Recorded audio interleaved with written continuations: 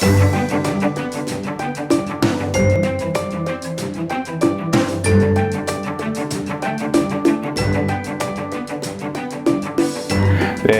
여기 양해를 구한다면 간단한 그 성교육을 하자면은 피임이라는 게 굉장히 중요한데, 아마 여기 뭐 부모님들이나 아니면 선생님들이 여기 있는 친구들한테 피임의 중요성을 얘기를 할 때 항상 어떤 것의 사용의 중요성을 강조하시나요?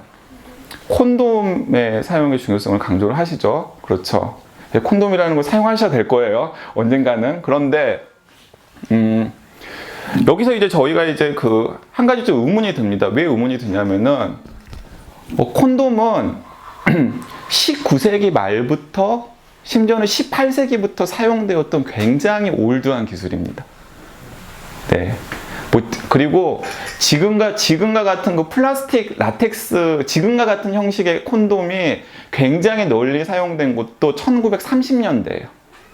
1930년대, 그러니까 1930년대면 지금으로부터 거의 한 80년 전 정도부터 우리가 사용하던 것과 거의 흡사한 형태의 콘돔들이 널리 사용이 되었다라는 거죠. 그런데 차근차근 그렇게 콘돔들이 계속 피임의 가장 대중적이고 중요한 방법으로 사용이 되어 오다가 1950년대 말 60년대 초가 되면은 콘돔의 사용량이 급 강화합니다. 무엇이 개발되었기 때문에?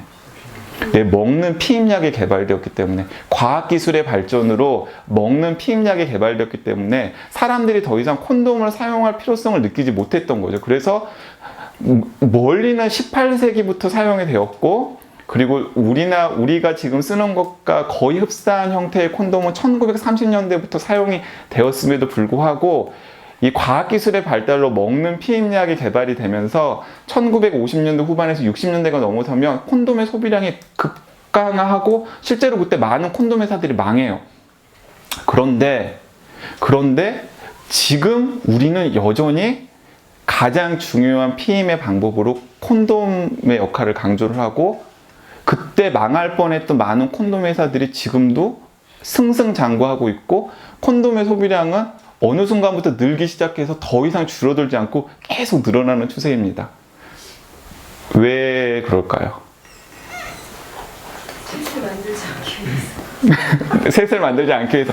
아니, 먹는 피임약을 만들면 되니까.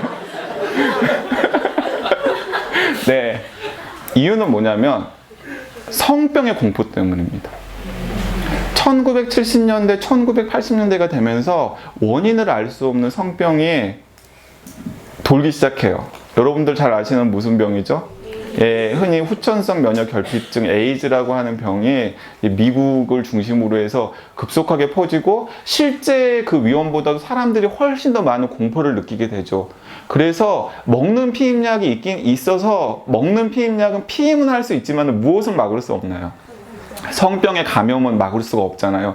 그래서 1980년대부터 갑자기 콘돔의 사용량이 다시 치솟기 시작해서 오늘날도 여전히 피임을 예방하고 또 성병을 예방하는 가장 효과적인 수단으로서 먹는 피임약보다는 콘돔이 굉장히 중요해지고 여전히 널리 사용을 하고 있다는 거죠. 그러니까 여기서 이제 우리가 이제 또 여러분들이 좀 알아야 될 건 뭐냐면, 흔히 이제 우리는 과학기술이 발전을 하면은 항상 로우 테크는 항상 이제 좀 주변부로 밀려나고, 이제 뭔가 이렇게 점점 이렇게 앞으로 이제 계속 발전해 간다라고 생각을 하지만은, 실제로 역사를 보면은 한때 주변부로 밀려났던 올드테크가 여러 가지 다른 사회적인 요인에 의해서 다시 화려하게 부상하는 경우도 있는데, 그 대표적인 예 중에 하나가 바로 콘돔이라는 거죠.